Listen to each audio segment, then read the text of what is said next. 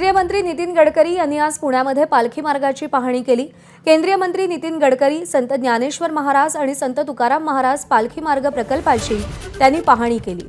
पालखी मार्गाला जोडणाऱ्या वाखरी ते पंढरपूर या 82 कोटी रुपयाचा प्रकल्प गेल्या 3 वर्षांपासून रेंगाळत राहिलाय।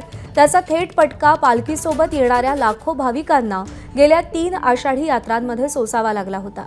आज गडकरींनी या मार्गाची पाहणी केली असून पुढच्या 6 महिन्यांत हा मार्ग पूर्ण होईल असं सांगितलं जात आहे।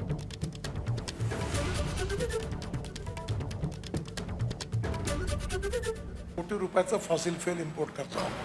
Import substitute cost effective pollution free आणि इंडिजिनस।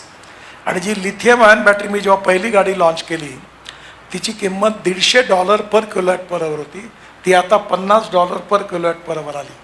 आता मी ॲग्रिकल्चरला सांगितलं, सगळ्यात ट्रॅक्टर मॅन्युफॅक्चरला, तर तुम्ही तयार करा नाही तर युरो 6चे नॉर्म लावेल।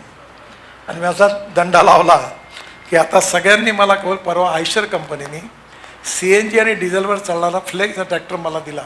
माझ्याकडे इलेक्ट्रिकचा ट्रॅक्टर आहे, 60 एकर जमिनीमध्ये पूर्ण इरिगेशन आहे, 7.5 पावरचे 3 सोलर पंप आहे, ड्रोननी स्प्रेइंग करतो, इलेक्ट्रॉनिक बैलजोडी आहे।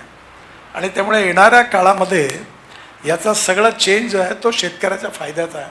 आणि याच्याकडे शेतकरी आता आपल्या याच्यात केवळ मका, ज्वारी, कडे, साखर नाही, तर आता इंधन तयार करणार, डांबर तयार करणार, हायड्रोजन तयार करणार। आणि हायड्रोजन हे फ्युएल आहे फ्युचर। आणि आज आपला देश एनर्जीला आयात करणारा आहे। आजपर्यंत मी जे बोललो ते सगळं खरं झालेलं आहे।